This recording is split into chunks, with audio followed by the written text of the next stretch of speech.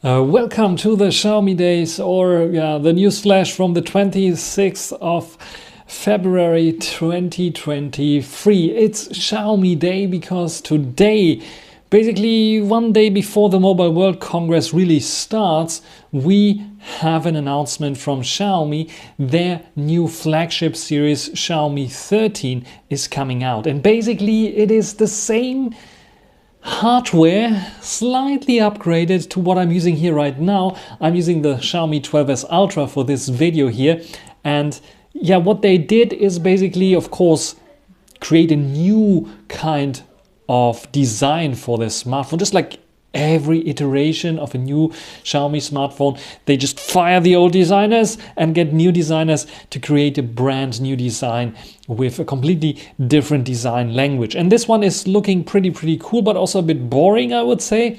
But you can write down in the comments what do you think about the Xiaomi 13 design. And basically it is the same hardware, so we get the IMX989 1-inch type sensor that I'm also using here right now to bring you this beautiful video over to your screen. And yeah, this is the same 1-inch type sensor that they slightly upgraded. I think this one doesn't have OIS, if I'm not completely mistaken. So they put OIS in there, in the Xiaomi 13 Pro at least. And it will also feature a 50 megapixel telephoto that can also be used for kind of macro photography, because it has 10 centimeters focus distance, which is pretty good, and then until infinity. And it's roughly 3.2 times optical zoom that can be used also, because it's 50 megapixels, to zoom in even further, but it's not like a very good telezoom, just like we have here on the 12S Ultra. So it cannot zoom as far as the 12S Ultra in that regard. But we also have a 50 megapixel ultra wide angle on the Xiaomi 13 Pro, and this will be, I think, very good. The rest is basically almost the same as the 12S Ultra, so we still have only USB-C 2.0, not 3.1, and we still don't have like 4K video recording on the front-facing camera. How is this even possible? 32 megapixels, but a sensor that's not able to do this, or Xiaomi that doesn't allow you to do this, together with this insane idea to just keep USB 2.0 still alive. They just, I don't know if there's a reason. Maybe here globally there might be a reason to buy the Xiaomi 13, because it is basically the 12S Ultra slightly upgraded, because we get a Snapdragon 8 Gen 2 processor with the more high efficiency, so longer battery life, and also a little bit of faster charging with 120 watts, at least in the Pro model. The 12S Ultra only has 67 watt charging, which is like also quite quick, I would say. The battery life, I think, will be a bit better on the 13 Pro, but the batteries in general are almost the same. But more importantly, for this channel in particular, is the camera performance. And the camera performance is almost the same. There's not much of a difference that you will see to the 12S Ultra. So if you own a 12S Ultra, just like I am doing right now, there's absolutely no reason to switch to the Xiaomi 13.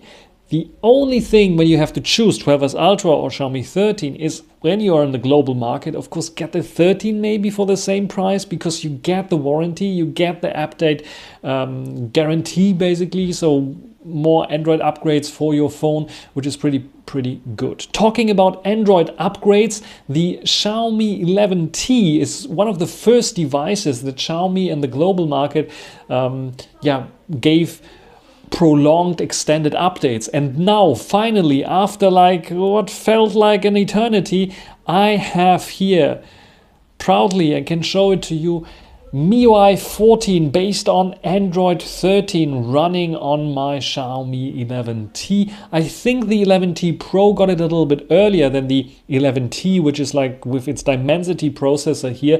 But I really like this, and this is really a great phone. And I think they really did a great job in terms of fluidity to keep this device very cool. They have a small changelog only, but under the hood lots and lots of changes there that make it very fluid. And in fact, why not try out the video mode here on the 11T to see how good this is. So this is now the Xiaomi 11T. What do you think about this one in terms of video quality? It's 4K 30 frames per second with its 108 megapixel main sensor. 1/1.5 inch sized sensor, so you get a bit of nice creamy bokeh. It is probably not as good as on the 12S Ultra, but still very, very usable, I would say. Maybe here and there the colors are a bit wrong, I would say, but you can decide which of those Xiaomi devices, the 12S Ultra or the 11T, you think is better in terms of also color reproduction. So enough of the 11T. Not only Xiaomi days today, but tomorrow, so on Monday, we will have Honor days, because Honor is launching their new flagship device, the successor to this one here. This is actually the Magic 4 Ultimate. This will probably not come to our markets, but the Magic 5 and Magic 5 Pro probably will have a global release, and tomorrow they will announce it. What is known already is that they will not only announce those here that will have like a slightly different kind of camera setup that has or consists of 3 camera lenses instead of just, what is it here, 5 that we can see here. One is a flashlight, but doesn't really matter. So this might be very, very interesting, because they're doing some very interesting advertisements there for fast photography for sports, which is like something that was lacking on Honor devices and Huawei devices for that matter. Huawei fixed it with a speedy sports mode. Maybe Honor is also doing something similar, together with like good battery life that they definitely will offer with a Snapdragon 8 Gen 2, and probably also a good large battery, 5200, 5000 milliampere hours at least, and fast charging. Probably not as fast as the Magic 4 Pro and Magic 4 Ultimate that have 100 watt charging, and the Magic 4 Ultimate even 100 watt wireless charging, which is insanely fast for a device. They're bumping it down, I think, to 66 watt charging, but they are creating a new, or they're using a new turbocharge technology that we saw already on Huawei devices that will allow for a short period of time, especially if you plug it in for the first 20, 30% or even 50%, to charge it a bit quicker. And there it can really compete with the 100 watt charging there. But the benefit here is that you get almost as fast charging as the 100 watt charging on the predecessor, but a larger battery size, which is very, very good and beneficial for longer battery life. So I'm very, very interested in this right now, and happy to see the new Honor device. Sadly, Honor did not invite me this time to the Mobile World Congress. I was invited last year to the IFA for the Honor 70. And I will do also another Honor 70 video when Magic UI 7 will come, or Magic OS 7 will come to this probably, or if I think it is the right time to revisit this device as well. Otherwise, we will see, and this is more anticipated for me, the Magic VS, because this device will be the first global release of a foldable phone from Honor, and I'm really, really liking foldable phones. And besides Huawei and Samsung on the global market, there is not much. There's now Oppo with its flip phone coming as well globally, but in terms of foldable market, there's only Huawei and Samsung, and I really, really like to see Honor also participating in this game, especially as they are coming via the price point there, offering good value for money for foldable, which is like in the ballpark of high-end devices. Sadly, it will not provide probably the best camera system, because this is like likely to get into the Magic 5 Pro and not into the Magic VS. We know the camera system already, 3 times optical zoom, so no periscope zoom inside, so you don't get this insanely zoom range that you saw, for example, on the best camera foldable phone, the Mate X2 from Huawei.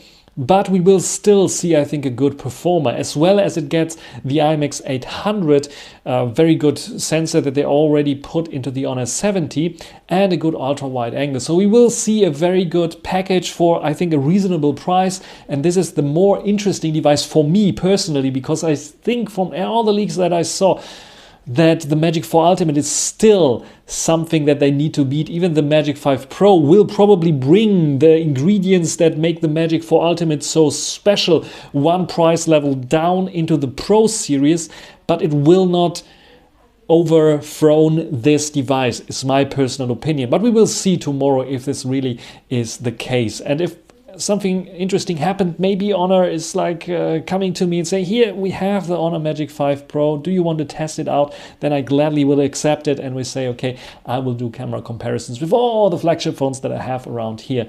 So yes, the Magic 4 Ultimate probably will still be my go-to device from Honor, together with the Honor 70, but I'm also looking forward to the Magic VS and taking a look at this to finally get my first and only foldable phone that I have here, besides the flip phone that I have here, the Mate XS, a replacement, because this one I think needs a replacement after 3 years. It's not getting slow, but like 60 Hertz here, and yeah, sometimes I like to try a different foldable form factor, because this one has only one screen here and I can fold it like this. So I really want something that has the other kind of foldable, just to try it out, because I did not really try it out for an extended period of time. So this will be very, very interesting to see tomorrow. Otherwise, what can I talk about? So we have a few other things, a few other topics coming up. So first of all, there will be some other videos coming up. There's still the video, I already recorded it. It's already on YouTube. I just have to publish it at one point when I think the time feels right. The video about the Chromebook experiment from Asus, because from Asus I got for the Zenfone 9 also the free package, like a Chromebook as well. I forgot the number of this one, C something, C140 or something, CN, something like this. And I also already did the unboxing and a quick test about it. So this will be released at one point, I don't know when, but keep this on the radar, it will come out. And then let's talk about headphones, because an headphone review is coming. The KZ Linglong arrived at my doorstep, and first impressions, I can tell you, oh boy, I did not know about the price of them. First of all, when I unpacked this very, very unusual kind of package for KZ, I was like, is it really a KZ? Then I took it apart and saw, is it really a KZ? Because the design is totally different from all the other KZs that I had. And I was listening to it, it was like, no way that is a KZ, that needs to be a fake. Because it's a totally different sound stage, it's a totally different sound. And then I was like, wow, that's really, really good. And what's the price of it? And I was looking at the price and I was like, is that even possible? We are coming now to an age where 15 euro roughly kind of IEMs can compete in terms of the sound that they can produce. And the sound graph, the highs, the mids, the lows, that are comparable to 500 euro IEM, where you only find nuances or differences so small between the 500 and the 15 euro one that it doesn't make sense, logical sense for anyone to go for the 500 euro one if you get like almost the same sound with differences very small for 15 euros only. And I'm really, really surprised by this one here, because this one, in contrast to the Moondrop Quarks that I was praising like crazy for its 15 euros, that has a DSP, like a digital signal processor, this one doesn't have a digital signal processor. So if you don't like digital signal processors and still want a good IEM, this one is so good. It's so damn good. I will do definitely a video about it. I still have to do it either this week. MWC might be something more important, but definitely this one, give it a look as well. Otherwise, that's it basically for this short little video about the Newsflash of the 26th of February 2023, the last Newsflash in this month, and we will hear each other then next month. I'm very excited about the new phones that will be announced on MWC. Hope to see some comments and some things about the Galaxy S23 Ultra that I have lying here as well. I will do a comparison. I already turned on and updated my P50 Pro as well, because some people wanted them to battle. And of course the Xiaomi 12S Ultra that I'm recording here with also will battle with the Galaxy S23 Ultra at one point. So yeah, this will come as well, and many more videos, so be excited. Subscribe to this channel and like it, and you can also support me with a donation if you want to, so I can afford more kind of equipment here to test out smartphones and so on, or just to provide me with a little bit of, like, not a coffee, I'm not a coffee drinker, but a bit of tea, or I don't know, something nice to drink or eat. That's everything for this video. Hope you enjoyed it. Thanks for watching. Until the next time. Bye.